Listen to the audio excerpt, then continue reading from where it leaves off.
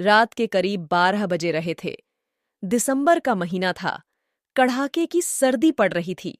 सड़क ऐसे सुनसान थी जैसे ना जाने कब से वीरानी का दंश झेल रही हो। ऐसे में एक कार सड़क पर तूफानी रफ्तार से दौड़ी जा रही थी। कार के अंदर 2 लड़कियां अनु और तनु बेटी थीं। दीदी, कब्रिस्तान वाला इलाका शुरू होने जा रहा है। प्लीज यहाँ से जल्दी निकलो। मुझे बहुत डर लगता है। हाँ तनु, चिंता मत करो, बस 10 मिनट में हम लोग घर पर होंगे। लेकिन तभी कब्रिस्तान के ठीक सामने ही पहुंचकर कार तेज आवाज के साथ घर घराती हुई बंद पड़ गई। अनु ने 1-2 बार कार स्टार्ट करके की कोशिश की, मगर कोई फायदा नहीं हुआ। दोनों लड़कियों की हालत खराब हो रही थी। अनु ने तनु को सांत्वना देते हुए कहा, तनु तू डर मत, मैं बाहर जाकर देखती हूँ क्या दिक्कत है। 10 मिनट तक जब अनु अंदर नहीं आई, तब तनु भी गाड़ी से बाहर निकल आई। क्या हुआ दीदी? इंजन गर्म हो गया है और पानी भी नहीं। और तो और गाड़ी का पिछला टायर भी पंचर हो गया है। अब क्या करें? क्या कहीं कोई जंगली जानवर यहां आ जाए? इसका भी डर है। नेटवर्क भी नहीं आ रहा है। जो घर पर खबर कर दो, सब परेशान हो रहे होंगे अपने लिए। मैंने कितना मना किया निखिल को इतनी देर तक पार्टी में ना रोके रहने की, लेकिन उसको तो किसी की नहीं सुननी होती। हमें तो जाना ही चाहिए था उसकी बर्थडे पार्टी में। अब फंस गए ना मुसीबत में हम लोग। एक काम करते हैं, गाड़ी को ये लॉक कर देते हैं और सुबह ले जाएंगे। हम लोग पैदल ही घर की तरह निकलते हैं। 1 घंटा लगेगा, मगर पहुंच तो जाएंगे ना। दीदी, अगर तुम बुरा ना मानो तो हम लोग का कब्रिस्तान के अंदर वाले रास्ते से होकर चले तो उस रास्ते से हम लोग सिर्फ 15 मिनट में घर पहुंच सकते हैं। काका, क्या कह रही है तू? कब्रिस्तान के अंदर से, वह भी इस वक्त?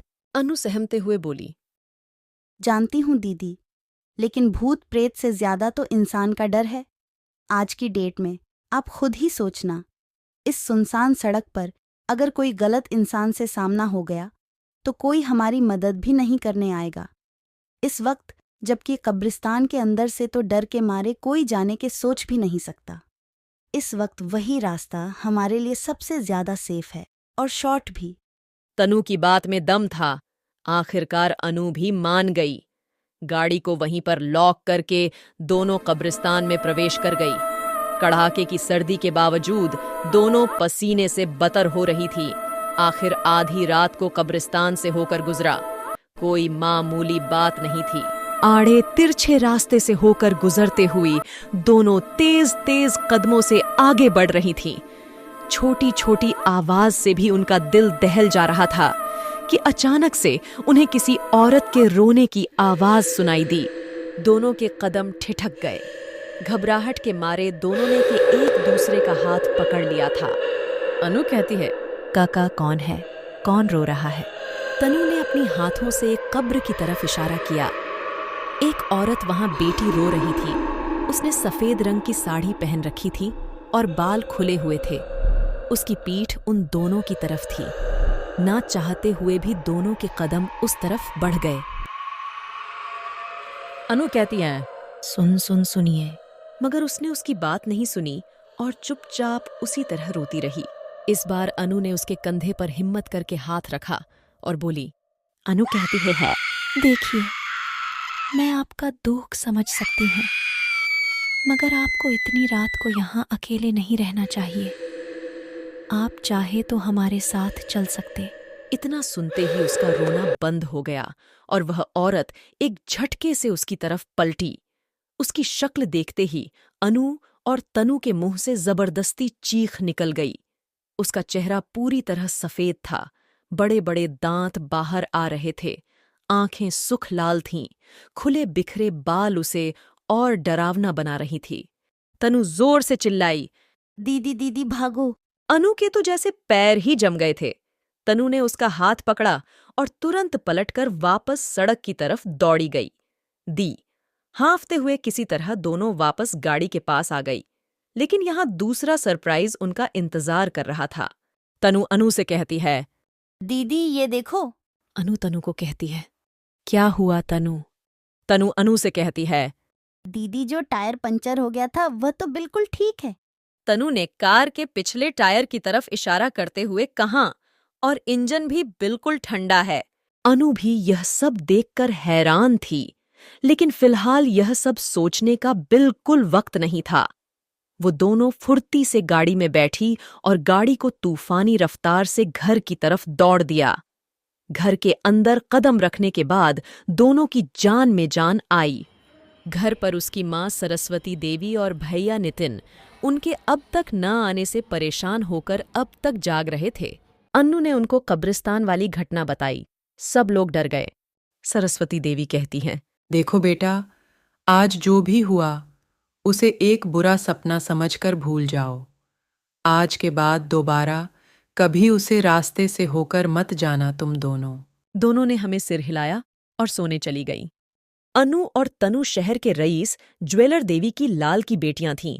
लगभग 1 साल पहले देवीलाल जी का निधन हार्ट अटैक आने से हो गया था। उसके बाद से उसका बड़ा बेटा नितिन दुकान संभालने लगा था। घर की बड़ी बेटी होने के नाते अनु ने भी सारा काम संभाल लिया था। उसके कॉलेज की पढ़ाई का यह आखिरी साल था, जबकि तनु उससे 2 साल जूनियर थी। एक रात आनू अपने कमरे में सोई हुई थी कि तभी किसी के रोने की आवाज आती है। अनु की नींद टूट जाती है। आवाज इतनी तेज थी कि मानो कोई उसके कमरे में ही बैठकर रो रहा हो। घबराकर अनु बेड पर बैठ गई। तभी रोने की आवाज बंद हो गई। अनु ने राहत की सांस ली ही थी कि तभी वातावरण में एक नई आवाज गूंजी। छम छम छम। घघ। घुंघरू ओ की आवाज इतनी रात को कहां से आ रही है? यहां घुंघरू पहनकर कौन घूम सकता है? मुझे तो बहुत डर लग रहा है। मैं मां के कमरे में सोऊंगी। अनु के चेहरे से पसीने की बूंदें टपकने लगी थीं। उसने चादर साइड फेंकी और बाहर गलियारों की तरफ सरस्वती देवी के कमरे में जाने के लिए दौड़ी। लेकिन इससे पहले कि वह तक पहुंच पाती, एक कटा हुआ हाथ धप्स से उसके पैरों के पास आकर गिर गया। आसपास खून ही खून बिखर गया। अनु खुद को संभाल नहीं पाई और बेहोश होती चली गई। अगर आप नई नई कहानियां सुनना चाहते हैं तो हमारे चैनल को सब्सक्राइब करें और लाइक करें ताकि मैं सबके लिए नई नई कहानियां लाती रहूं।